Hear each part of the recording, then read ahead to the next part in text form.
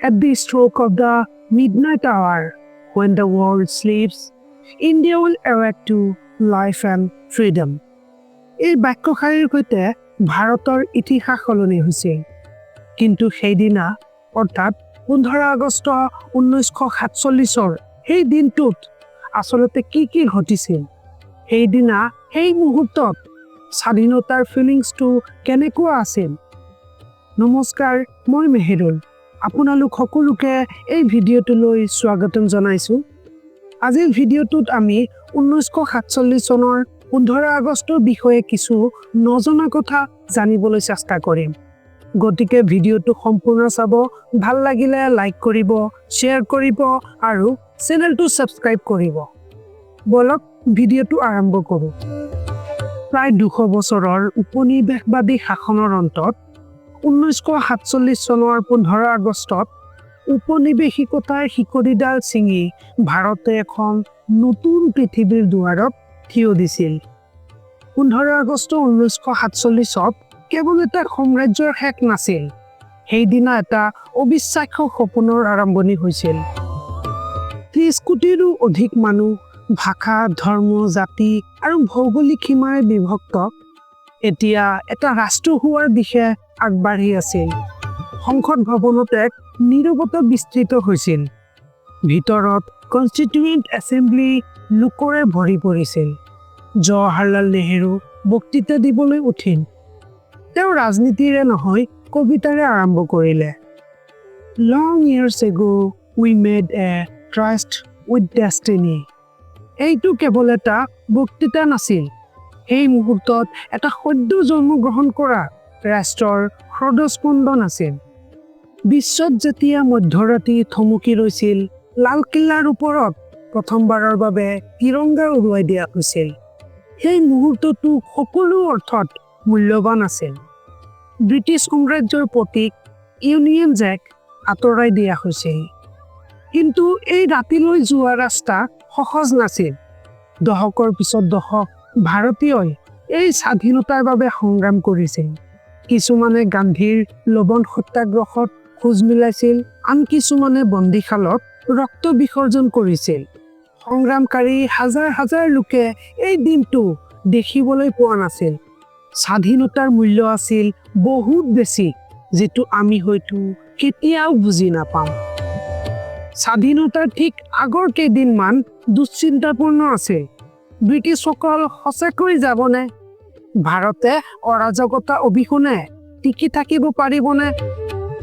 আনকি যেতিয়া কনষ্টিটিউৱেণ্ট এছেম্বলিয়ে উদযাপনৰ প্ৰস্তুতি লৈ আছিল, দিল্লীৰ ৰাস্তাবোৰে আন এক কাহিনী কৈছিল। উদ্বেগ, ফুচফুচনি আৰু এতিয়ালৈ উত্তৰ নোপোৱা প্ৰশ্নৰ। কোনে দেশ চলাব? ইয়াৰ পিছত কি হ'ব? লৰ্ড মাউণ্টবেটেনে, ব্ৰিটিছ ইণ্ডিয়াৰ শেষ ভাইচৰয়, সেইদিনা পুৱাই নেহেৰু আৰু তেওঁৰ মন্ত্ৰীসভাক শপত গ্ৰহণ কৰাইছিল। তেওঁক আদেশ দিয়া হৈছিল এটা সাম্ৰাজ্য এৰি যোৱা। কিন্তু তেওঁ এৰি গ'ল এটা বিভক্ত ঐতিহ্য, এটা তৎকালীন ক্ষমতা হস্তান্তৰ আৰু এৰি থৈ গ'ল এটা উল্লাসিত আৰু আতংকিত জনতা। বিশ্বই চাবলৈ ৰৈ থাকোঁতেই ভাৰতে নিজৰ হাতত শাসন লোৱাৰ বাবে সাজু হ'ল। কিন্তু এটা ৰাষ্ট্ৰৰ যন্ত্ৰ, ন্যায়ালয়, ৰেল, সেনা, অৰ্থনীতি সকলো একে ৰাতিত পুনৰ গঢ়িব লগা হ'ল। এই দুখ, অনিশ্চয়তা আৰু আতংকৰ মাজতো ভাৰত জাগিল। 15 আগষ্টৰ পুৱা সম্পূৰ্ণ ৰাষ্ট্ৰ উল্লাসত বিস্ফোৰিত হ'ল। গীৰ্জাৰ ঘণ্টা বাজিল, মন্দিৰত শংখধ্বনি উঠিল, মছজিদত শুক্ৰিয়া আদায়ৰ প্ৰাৰ্থনা শুনা গ'ল। ৰাইজে ভাৰত মাতা কি জয়, জয় হিন্দ ধ্বনিৰে আকাশ উজাৰি দিলে। ৰাস্তা ঘাট তিৰংগাৰ ৰঙেৰে ৰঙীন হৈ গ'ল। দিল্লীত নেহৰুৰ মন্ত্ৰীসভা, বল্লভভাই পেটেল, ৰাজেন্দ্ৰ প্ৰসাদ, মৌলানা আজাদ আৰু আনসকল শপত গ্ৰহণ কৰিলে। তেওঁলোকে এতিয়া কেৱল মুক্তিযোদ্ধা নাছিল, তেওঁলোক হ'ল বিশ্বৰ সৰ্ববৃহৎ গণতন্ত্ৰৰ প্ৰাৰম্ভিক নেতাসকল। সাংবাদিকসকলে কিছুমান অঞ্চলত সংঘটিত হোৱা হিংসাৰ বাবে এই দিনটোক ৰক্তত ৰঙালী পুৱা বুলি অভিহিত কৰিলে। যদিও কোটি কোটি মানুহ শান্তিৰ সপোন দেখি থাকিল, লালকিল্লাৰ ওপৰত তিৰংগা উৰি ৰ'ল আৰু সেই মুহূৰ্তত যেন অদৃশ্যভাৱে কোনো এটা বোজা আঁতৰিল। ব্ৰিটিছ গ'ল, ভাৰত স্বাধীন হ'ল। আমি সাধাৰণতে স্বাধীনতা যেন এটা তাৰিখৰ দৰে মনত ৰাখোঁ। 15 আগষ্ট, এটা বন্ধৰ দিন, এটা পেৰেড। কিন্তু আমি যদি তাক এটা চইচ হিচাপে স্মৰণ কৰোঁ, এটা চইচ যি সকলো বাধা পাৰ কৰি এটা ৰাষ্ট্ৰ হ'বলৈ ল'লে, এটা বিশ্বাস, গণতন্ত্ৰ, এটা পতাকা উৰুৱা যিটো ৰজা, ৰাজনৈতিক দল বা ধৰ্মৰ নহয়, সকলোৰে স্বাধীনতা আৰু ক্ষমতাৰ সৈতে আহে দায়িত্ব।